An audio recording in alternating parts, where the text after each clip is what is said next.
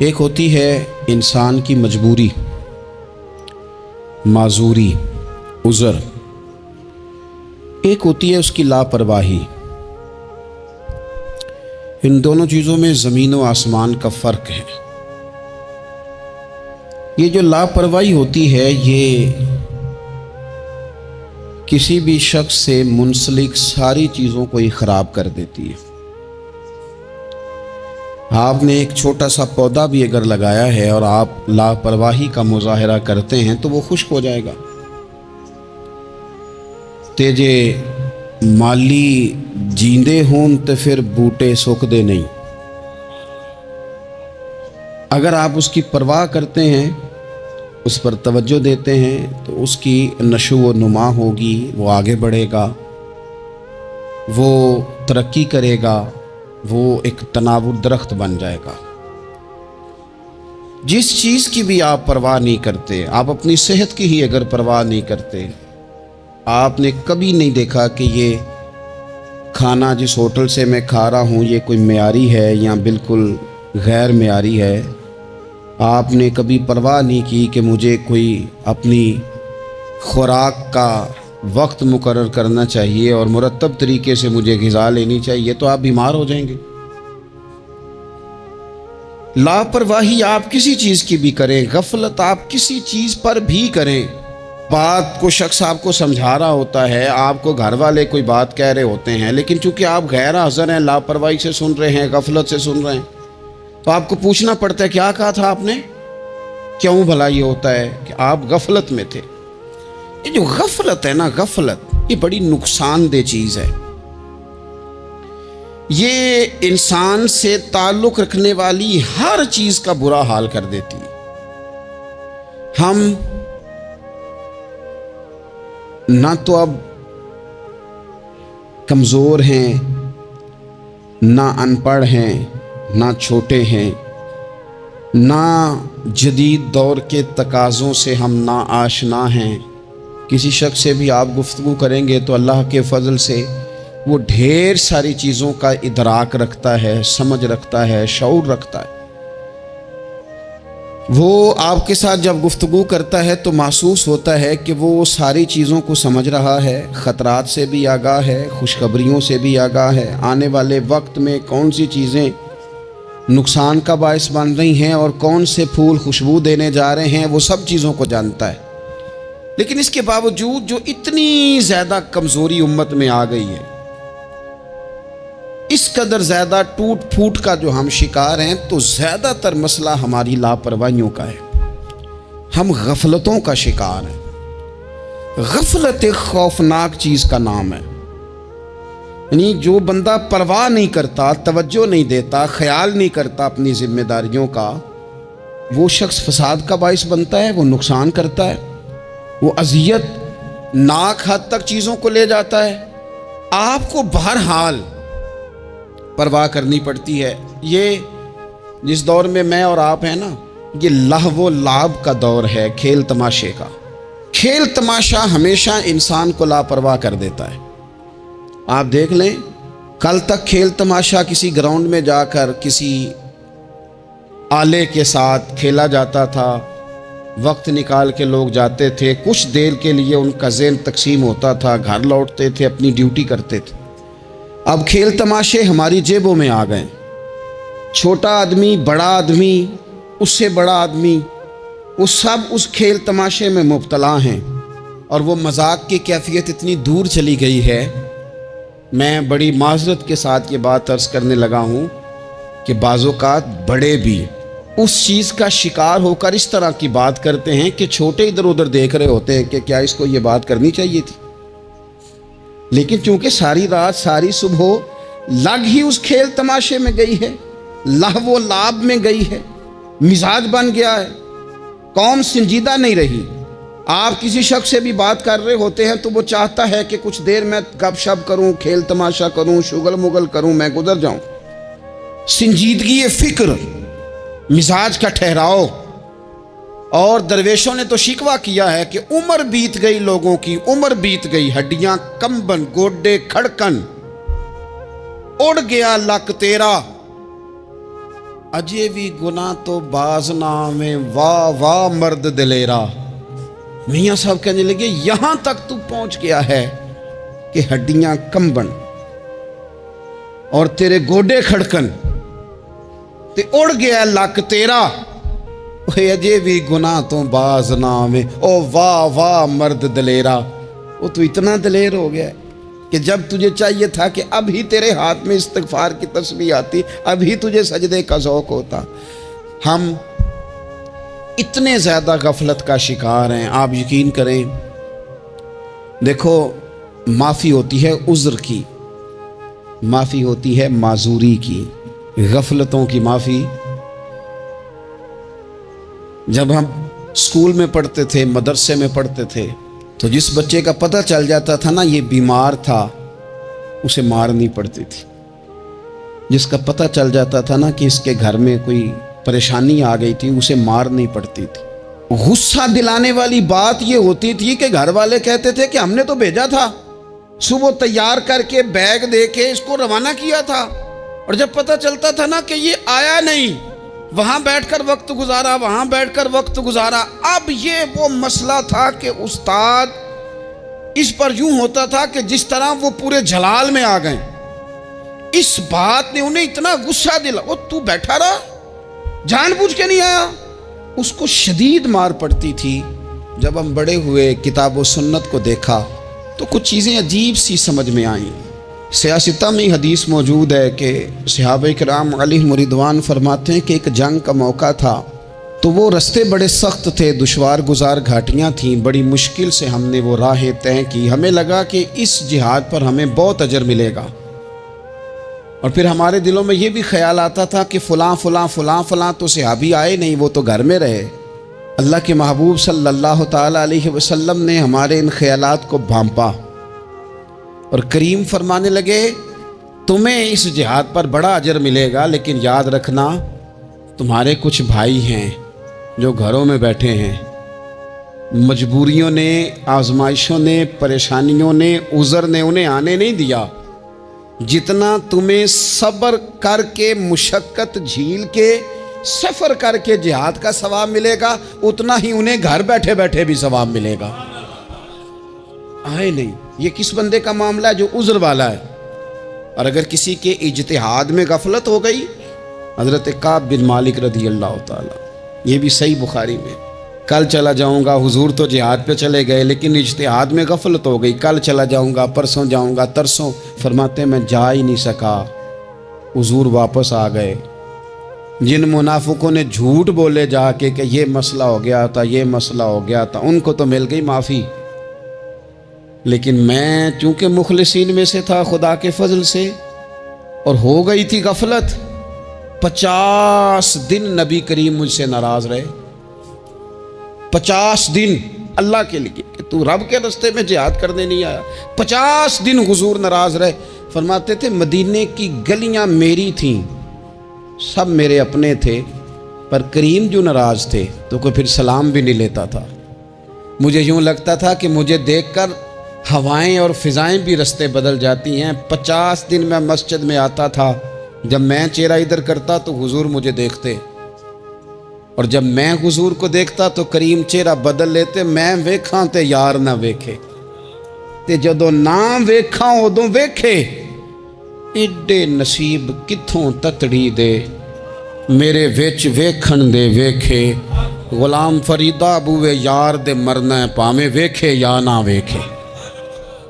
ختم ہو گئی بات۔ حضرت کعب بن مالک کہتے ہیں 50 دن کے بعد پھر رب کریم نے میری توبہ قبول کی، اور مدینے والے رسول نے اعلان فرمایا جو عذر کی وجہ سے نہیں جا سکے، مجبوری سے، انہیں گھر بیٹھے بیٹھے ثواب ہے، لیکن جن کے اجتہاد میں غفلت ہوئی، سمجھنے میں غفلت ہوئی، کل پرسوں ترسوں چلے جائیں گے، ان سے 50 دنوں کی ناراضگی ہے۔ کتنے لوگ ہیں جن کی فجر گزر جاتی ہے بستر پہ، زور گزر جاتی ہے پھٹے پہ گپوں میں، عصر گزر جاتی ہے چائے پینے میں، مغرب اور عشاء موبائل پہ لیٹے لیٹے بیت جاتی ہے، اور ان سے آپ گفتگو کریں تو وہ دانشور ہیں، آپ بات کریں تو پنچایت ختم کرنے والے لوگ ہیں، آپ ان سے بات کریں تو وہ عالمی سیاست پر نظر رکھتے ہیں، آپ گفتگو کریں تو شعور کی اعلیٰ گتھیاں سلجھاتے نظر آتے ہیں. خدا مجھے ایسی خدائی نہ دے کہ اپنے سوا کچھ دکھائی نہ دے. یہ غفلتیں ہیں، یہ شورش ہے، یہ اپنے منہ سے خود میاں مٹھو بننا ہے. اس غفلت کو تھوڑا سا توڑا جائے ورنہ زنگ لگ جاتا ہے صلاحیتوں کو. جو لوگ تھوڑے دن موٹر سائیکل نہیں نہ چلاتے ان کے لیے مشکل ہو جاتا ہے پھر اس کو سٹارٹ کرنا بھی. ہمارے استاد کہا کرتے تھے جو لوگ پڑھاتے نہیں انہیں کتابیں بھولنے لگ جاتی ہیں.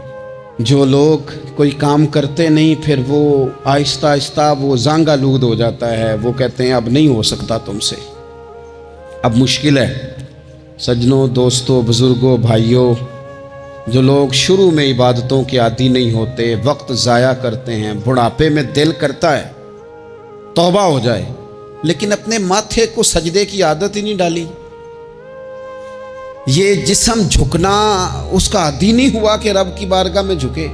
اس کا مزاج ہی نہیں تہجد پڑھنے کا. سارا کچھ ہو جاتا ہے. میں نے سیاست کرنے والے، پنچایت ختم کرنے والے، چودراہٹ کرنے والے، وزاداری رکھنے والے راتوں کو تہجد پڑھتے بھی دیکھے ہیں. میں نے قرآن پاک سے پیار کرتے دیکھے ہیں. میں گواہ ہوں بہت سارے لوگوں کا. یہ کام ہو جاتا ہے. شرط یہ ہے کہ بندہ اپنی غفلت کی پٹی تھوڑی دیر کے لیے کھولے. دوسری بات یہ کہ ہم خوش فہمیوں میں بڑا زندہ ہیں، بڑا زندہ ہیں، بڑا اوہو، یعنی 2 4 5. کچھ لوگ کہتے ہیں اللہ کریم بڑا ہے. اللہ اگر کریم بڑا ہے نا میرے بھائی تو نبی پاک صلی اللہ علیہ وسلم نے فرمایا وہ بڑا بیوقوف ہے جو خدا کی رحمت کی امید بھی رکھے اور اللہ کو ناراض بھی کرے. تو بیوقوف بندہ ہے. اگر وہ کریم ہے تو پھر تو محبت میں ہی اس کی بات مان. بات تو پھر بھی نہیں مان رہا. کچھ لوگ کہتے ہیں نبی پاک صلی اللہ تعالیٰ علیہ وآلہ وسلم شفاعت کریں گے. بھئی ہمارا تو سہارا ہی اس بات پہ ہے، حضور سفارش کریں گے. پر نبی پاک نے درجنوں جگہوں کہا ہے جو میرے طریقے پہ نہ چلے فلیس منا، مجھ سے نہیں. حضور نے فرمایا جو بڑے کی توقیر نہ کرے، چھوٹے پہ رحم نہ کرے، وہ مجھ سے نہیں. فرمایا جو ملاوٹ کرے وہ ہم میں سے. تو یہ حدیثیں بھی تو یاد رکھو نا. شفاعت کی بات انکار نہیں، حضور گناہگاروں کی ہی کریں گے. لیکن یہ حضور نے جو ہمیں اسباق پڑھائے یہ کس لیے پڑھائے؟ یہ بھی تو ہماری سمجھ کے لیے ہے نا. یہ ساری چیزیں ہم نے غفلت بنا کے اپنے اوپر اوڑھ لی. اور پھر سب سے بڑی بات یہ، جو لوگ جنت کے وارث اور مالک ہیں نا، کریم محبوب نے فرمایا یہ جو میری بیٹی فاطمہ ہے جنتی عورتوں کی سردار ہے. تو یہ تو جنت کی مالکہ اور وارثہ ہیں. وہ تو ساری رات ہی نماز پڑھتی تھی، تو سارا دن عبادت کرتی تھی. پاک سب سے زیادہ تو ان کو تھا. تو یہ تو 1 منٹ کے لیے مصلی سے جدا نہیں ہوئے. اور جنہوں نے صرف امید لگائی ہے، کوئی ان کے پاس ڈگری نہیں، وہ بن کے بیٹھ گئے ہیں. وہ کہتے ہیں جناب جنت مطلب ہم جسے کہیں گے معاذ اللہ وہ جائے گا، دوسرے کو جانے دیتے ہیں. اپنی زندگی میں خوش فہمیاں نہ لائیں، یہ غفلت پیدا کرتی ہیں. غفلت بڑی خطرناک چیز کا نام ہے. جب بندہ غافل ہو جاتا ہے، میں آپ سے ایک بات عرض کروں، حضرت عبداللہ ابن مسعود فرماتے ہیں کہ مومن رائی کے دانے کے برابر غلطی ہو جائے تو اسے لگتا ہے میرے سر پہ پہاڑ کھڑا ہے. اور فرمایا جو منافق ہوتا ہے نا وہ پہاڑ کے برابر گناہ کر کے کہتا ہے بات ہی کوئی نہیں، فلانا بھی کرتا ہے، یہ بھی کرتا ہے، ساری دنیا کر رہی. یہ نفاق کی علامت ہے. اگرچہ بعض نے اسے نفاق عملی کہا، اعتقادی نہیں کہا. عزیز دوست، جب آپ چھوٹی گناہ چھوٹی غلطی کرتے ہیں تو پھر وہ چھوٹی چھوٹی غلطیاں پہاڑ بنتی ہیں، چھوٹی چھوٹی. وہ حضور نے فرمایا نا جب تو ایک گناہ کرتا ہے تو تیرے دل پہ ایک دھبا لگتا ہے، نہ توبہ کرے تو دوسرا لگتا ہے، نہ کرے تو تیسرا، پھر دل کالا سیاہ ہو جاتا ہے. چھوٹی چھوٹی غفلتیں بڑی غفلتوں کو جنم دیتی ہیں. چھوٹی چھوٹی کمزوریاں بڑی کمزوریوں کو لے کے آتی ہیں. اسی طرح بخاری مسلم میں حدیث ہے، نبی پاک صلی اللہ تعالیٰ علیہ وسلم نے فرمایا کچھ لوگ کھلم کھلا گناہ کریں گے قیامت کے قریب. اعلانیہ، یا رسول اللہ صلی اللہ علیہ وسلم وہ کس طرح؟ تو حضور فرماتے ہیں انہوں نے رات کو غلطی کی تھی، رب نے ان کی غلطی پر پردہ ڈال دیا.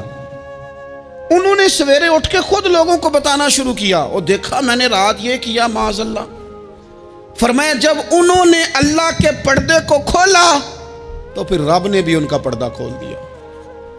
او میرے دوستو بتاؤ نا، جس کے رب پردے کھول دے پھر کون ہے جو اس کی پردہ داری کرے؟ کون ہے جو پردہ پوشی کرے؟ حضور فرماتے اس نے کلم کلا گناہ، فخر سے بتاتے ہیں لوگ یہ کرتا۔ میں بڑے ادب سے عرض کروں گا بزرگوں کی خدمت میں، جو بڑی عمر کے ہیں، جن کی اب اولادیں ہیں، اگر ان کی زندگی میں کچھ ایسی کمزوریاں ہیں تو بچوں کو سمجھانے کے لیے بھی اس کو ڈسکس نہ کریں۔ ہم یہ کرتے تھے، ہم یہ کرتے تھے، اس کا کوئی فائدہ نہیں، یہ ہم کر کے دیکھا ہے سارا کچھ۔ نہ نہ نہ نہ، جس طرح گناہ ہے اس طرح گناہ کا اظہار بھی گناہ ہے۔ آپ ڈبل جرم کر رہے ہیں، آپ دلیر کر رہے ہیں سامنے والے کو کہ تو بھی کر، خیر ہے۔ بلکہ ایک نوجوان مجھے ایک دفعہ کہنے لگا جی ابا جی کہتے ہیں میں نے 35 سال یہ کام کیا ہے، یہ سب غلط ہے۔ تو میں نے ابا جی سے کہا چلو 15 کو سال مجھے بھی کر لینے دو، پھر میں بھی توبہ کر لوں گا۔ یہ ہم لوگوں کو دعوت دے رہے ہیں کہ غلط کام کرو۔ قرآن مجید کو آپ دیکھیں گے نا، سورہ یاسین کے اندر یہ بھلا کفر کیوں ہوتا تھا، منافقت کیسے پیدا ہوتی تھی، بت پرستی کیسے عام ہوتی تھی، دنیا کے اندر ستارہ پرست، سورج پرست، چاند کی پوجا کرنے والے یہ لوگ کیسے پیدا ہوتے تھے؟ غفلت کی وجہ سے۔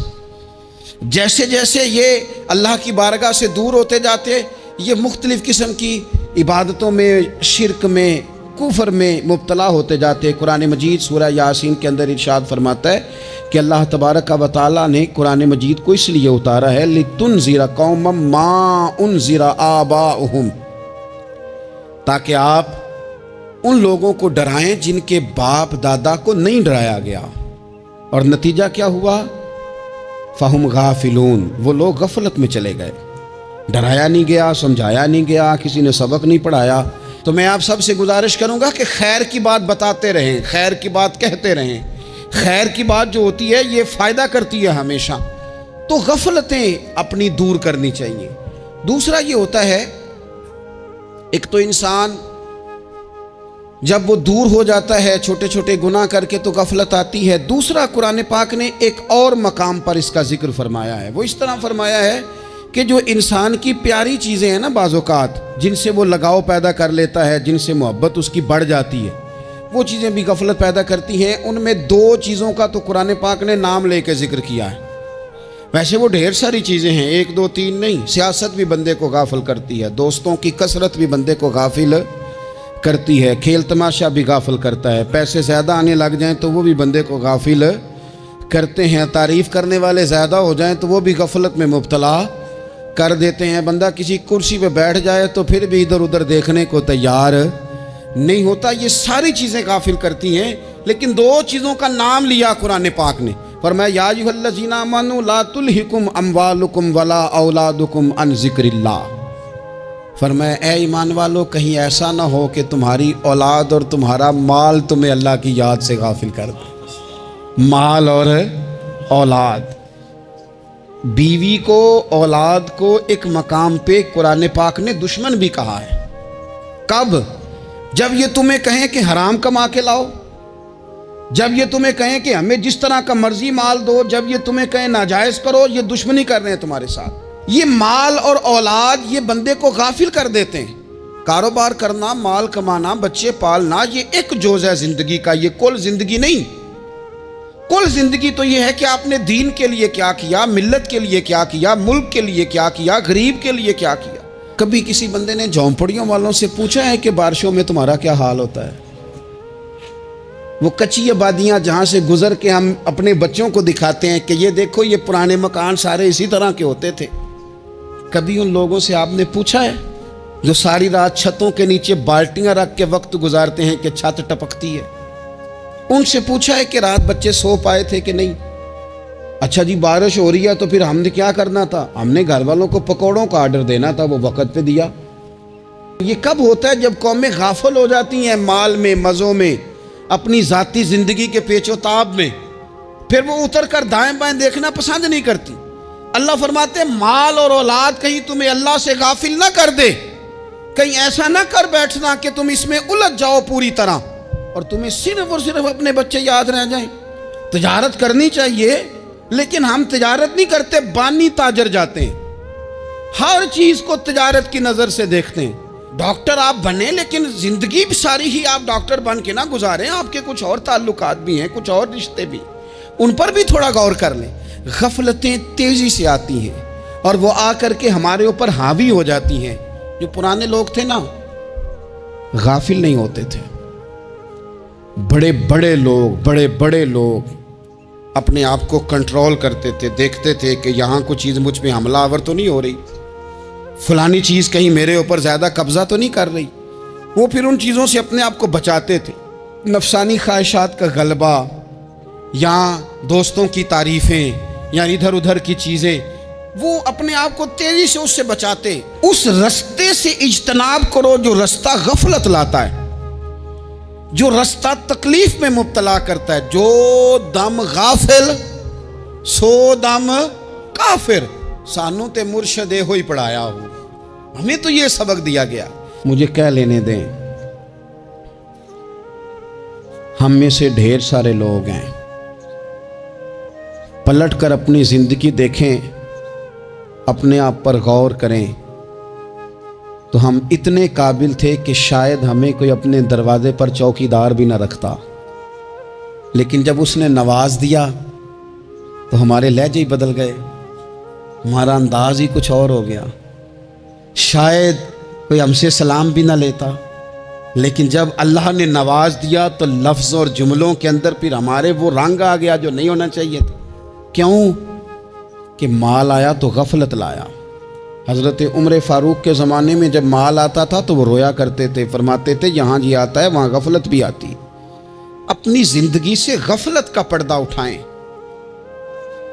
سو رہے ہیں، سارے جاگ جائیں، وقت تیزی سے گزر رہا ہے، بے قابو ہو گیا، ہم سے نہیں سنبھالا جاتا ٹائم، کب دن چڑھتا ہے کچھ پتہ نہیں چلتا، شام ہو جاتی ہے، ڈھیروں کام رہ جاتے ہیں۔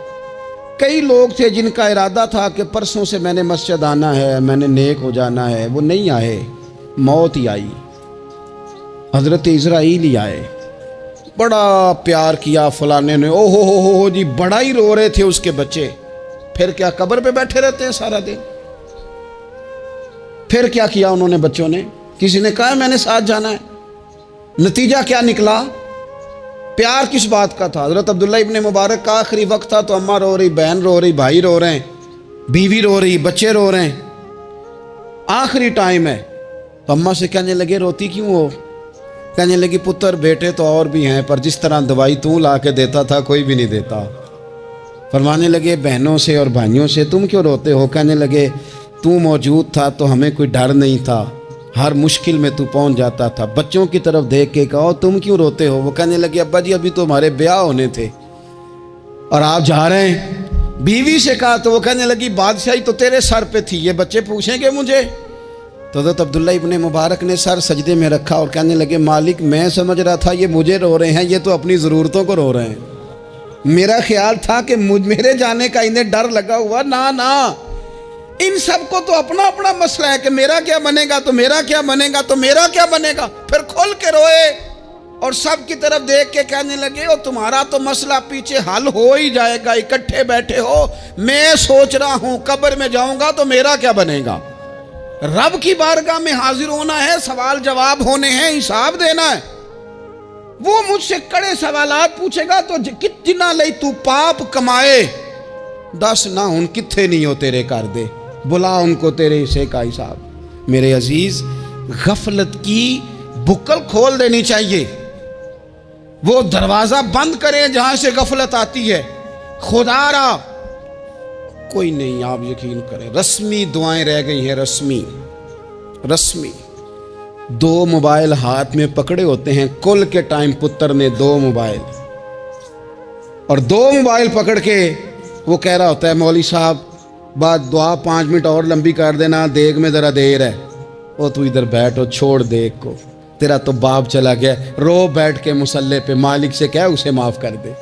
اور تو آج ہی افسر بن گیا ہے، تیرے لہجے میں آج ہی کچھ اور آ گیا، تجھے تو 3 دن میں ہی ہر شے بھول گئی، 3 دن میں ہی تو تیسرے دن اس طرح کے لفظ ادا کر رہا ہے کہ جن سے محسوس ہوتا ہے کوئی 2-4 دن بھی کوئی کہیں بیٹھ کے دعا کرتا ہے۔ اپنی غفلت کا دروازہ کھولیں، ورنہ اکثر آنکھیں تب کھلتی ہیں جب آنکھیں بند ہونے کا ٹائم آ جائے۔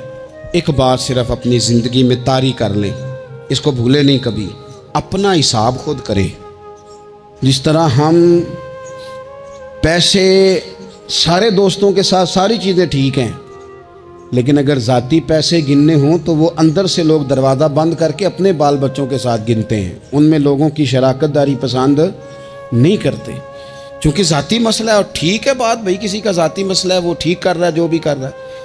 اس طرح جو ہمارے ذاتی معاملات ہیں نا، روحانی معاملات، اپنی نمازوں کا حساب کریں، اپنی گفتگو کا حساب کریں، اپنی سوچوں کا حساب کریں، حلال کھا رہے ہیں حرام کھا رہے ہیں خود حساب کریں، اکیلے بیٹھ کے حساب کریں، جان چھڑائیں تھوڑی دیر موبائل سے، تنہا بیٹھ کے تھوڑی دیر مراقبہ کریں، خدا کی نعمت کتنی ہے، جواب میں شکر ہمارا کتنا، اس کا حساب کریں، اپنا حساب کریں۔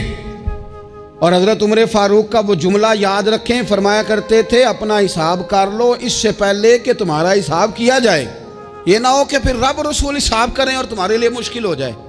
اپنا حساب کریں۔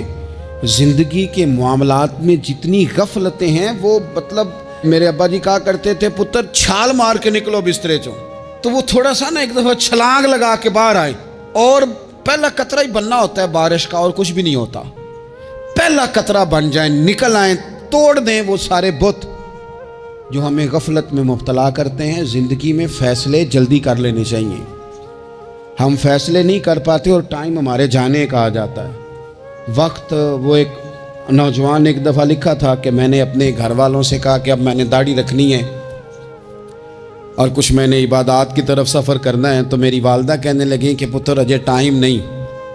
تو کہتے ہیں میری اماں اسکول ٹیچر تھی، پڑھی لکھی تھی، میں نے کاغذ قلم لا کے والدہ کو دیا، میں نے کہا اماں مجھے آپ وہ ٹائم بتا دیں جو نیک ہونے کا ہے، میں پھر اس ٹائم ہی شروع کر لوں گا۔ تو کہتے ہیں میری اماں نے کاغذ قلم دیکھا اور میرا اندر کا جذبہ دیکھا تو ماں تھی نہ، روئی پڑی، کہنے لگی پتر رکھ تو میں تیرے لیے دعا کروں گی، اللہ تیری مدد کرے گا۔ تو ٹائم تو آ گیا ہے، وقت تو قریب ہے۔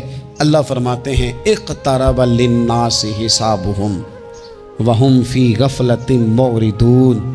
بس اس آیت کا ترجمہ کبھی نہ بھولنا، رب فرماتا ہے لوگوں کے حساب کا وقت قریب آ گیا ہے اور وہ ابھی بھی غفلت میں منہ پھیرے ہوئے ہیں۔ ٹائم تو حساب کا آ گیا، ہڈیاں کمبن تے گوڈے کھڑکن تے اڑ گیا لک تیرا، اجے بھی گناہ تو باز نہ میں، واہ واہ مرد دلیرا۔ اللہ سمجھ کی توفیق عطا کرے۔